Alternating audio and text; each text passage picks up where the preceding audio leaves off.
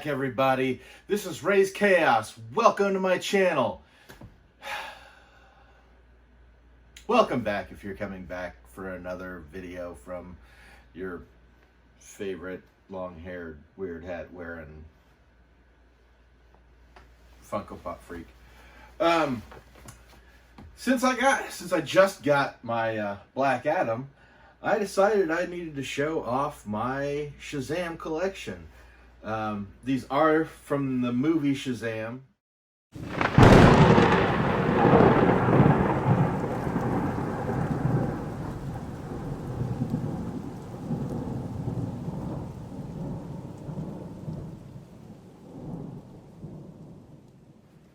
So yeah, we'll talk about Billy for a second. Billy Batson, Shazam, or Captain Marvel, depending on how you wanted to look at him. Yeah, he was really more of a part of the reason why why they have to do Shazam and everything. And I'm not going to go into the whole DC sued Fawcett Comics and made them stop using the character because he was a blatant ripoff of Superman. However, there was a defense there as far as what made him different. And that was the Billy character. Obviously, with Superman, you had the big hero. And Captain Marvel was different because he was a young boy. His age tends to go all over the place in the comics. But yes, he was a young boy, a young orphan who essentially had lightning strike, and suddenly he had all the powers of multiple gods, obviously. But it was really easy for kids to connect with a character that was a child himself. And yeah, so they did that whole thing, and that's part of the reason why he outsold him. I mean, Batman had Robin for children to connect with. Superman didn't have that. That's part of the reason why Superboy exists. But with Captain Marvel, you had them both all in one. You had the child being the hero and the adult at the same time. And it was very accessible, and that's why his numbers grew. And that's why DC decided to do what they did.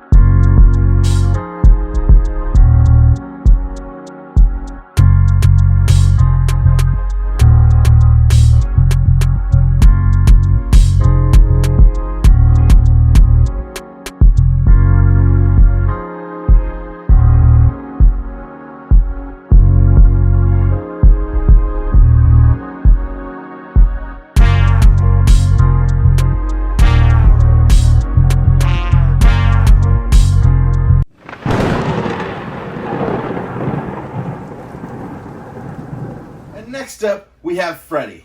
Freddy, whose history pretty much in comics goes way back. He was basically the answer when Batman had Robin, and while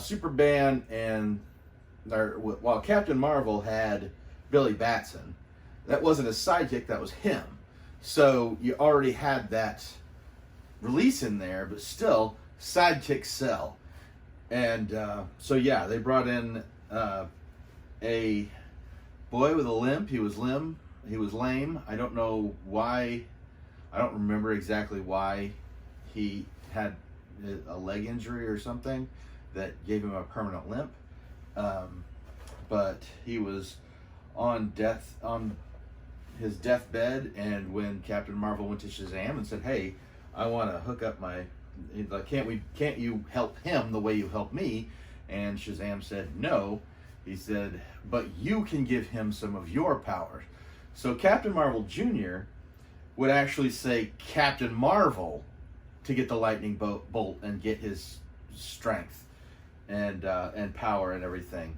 And he didn't go to full adult. He stayed pretty much the same as he was, which, as if it wasn't already an issue with trying to tell people how you get your powers and saying Shazam to revert yourself back.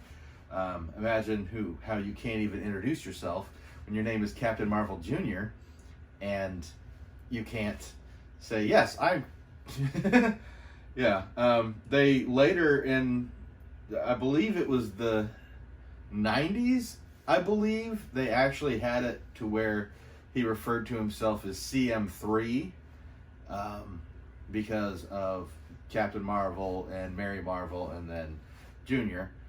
They just had him CM3, and they actually had it at that time where he could, instead of reverting back to the point where he needed a crutch all the time, he could basically still be himself, and he could basically imagine what he wanted to wear as long as it was the blue and yellow and white color scheme. He would be able to actually be able to have an outfit looking like that. It was in some of the later Teen Titans stories in the 90s. So yeah, that's kind of odd. The funny part about him is that he, just like Superman, Captain Marvel Jr. was a very, very popular character back in the day. And a lot of it's actually, Captain Marvel Jr. is said to be the inspiration behind Elvis's jumpsuits. When he moved to that, Captain Marvel Jr. was actually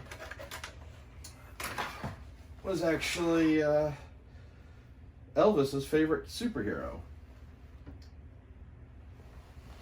Of course, now they have it where Freddy is just another one of the orphans that are in this specific foster home that Billy goes to and decides to have, decides to grant all the other kids in the foster care home powers, much like you see in the movie. But in earlier comics, he had a much bigger backstory than just being his best bud.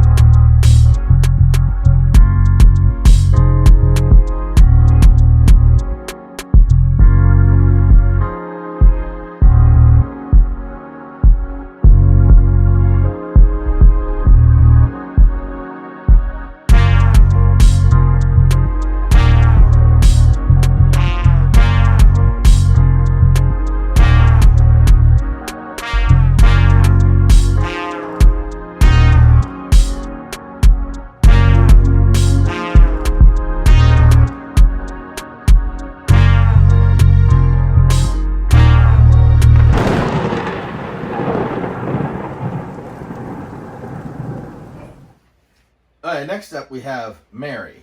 Mary fulfilled the role, as you can probably imagine, that Supergirl was going to. You obviously had Superman and Superboy, Batman and Robin, and all those. And for the Marvel family, you needed somebody else. So Mary Marvel was essentially Mary Batson, who was Billy's sister, In some, she's his older sister. In some, he's his younger sister, and in some, he's his twin. She's Billy's twin sister. My God, that was difficult to say. Whew. Whew. But yeah, they kind of jumped around where they tweaked the origin. I know in the New 52, she just became another one of the foster kids that is in the orphanage. Which, if I have a gripe about the New 52 current version of Billy Batson, or of Captain Marvel, Shazam, whatever you want to call him, is that he really is just a, well, Billy, I wish I could have found somebody who was worthy of this power, but I can't, so I'm just going to give it to you. I really wish that there was more of an inherent good in him that a powerful wizard like Shazam could have seen and then bestowed the power on, but they didn't. But, still, this still got me a Mary Marvel pop, even if it's not her. It's the closest I'm going to get, so I have to be thankful for that. So, yeah, get over there. And, she comes with a stand. The other two didn't come with stands. Maybe they were worried that her hair would be a bit... So, yeah. And even still, the character in the comics, pre-52, they even tried to give her more depth to where, sometimes she'd be wearing white. Sometimes she was wearing black, especially in the 52 series, and it looked like they were trying to take her in a different direction, like let her talk to Black Adam and let him influence her. She was under Darkseid's influence for a while, but it really seemed like they were trying to make her an independent character. But of course, with a lot of female characters, when that doesn't work, you just take instead of taking the good that you have that did come from it, you just erase it all and say, ha, she's not even his sister anymore.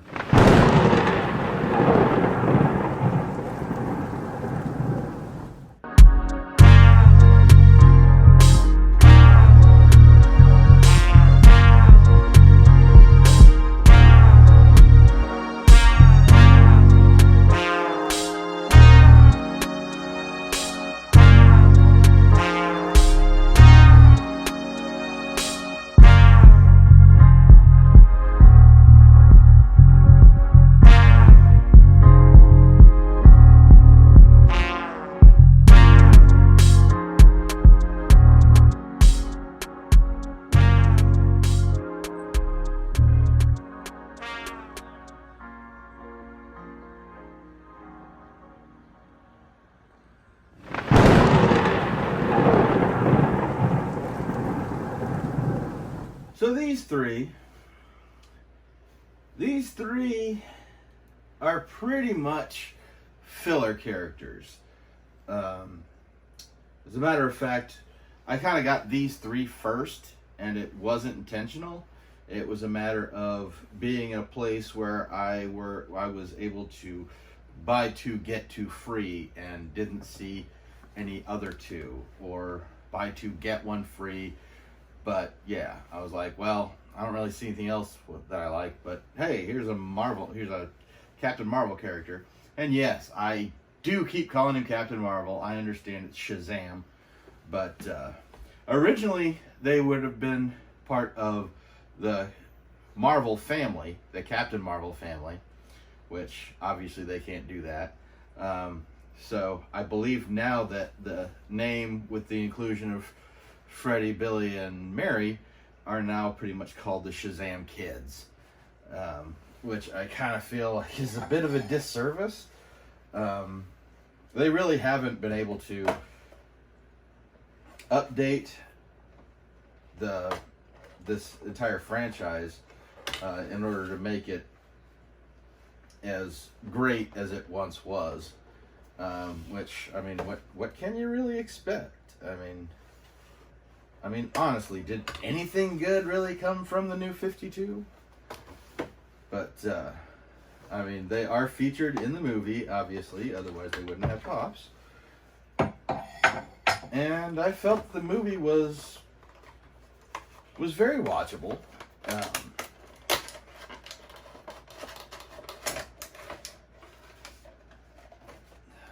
But as with any, like, background character, I don't see them getting a lot of character development, even if they do sequels, even if they give them their own. I mean, you can just tell by you could tell by the popularity of the older versions of the Shazam kids when they, yeah, that is rough.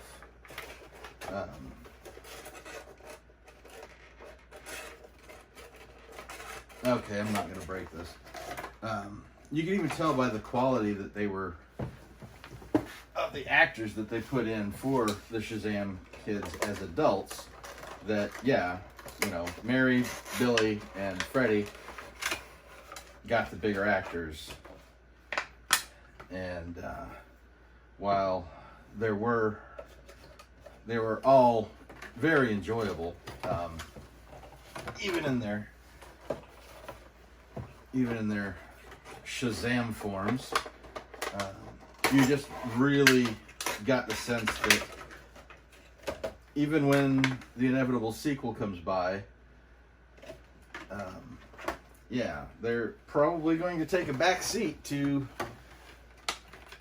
the Big Red Cheese. So, all in all, it's a pretty good set, and I don't mind at all that I ended up with the entire set. There's just not a lot to talk about when it comes to these guys.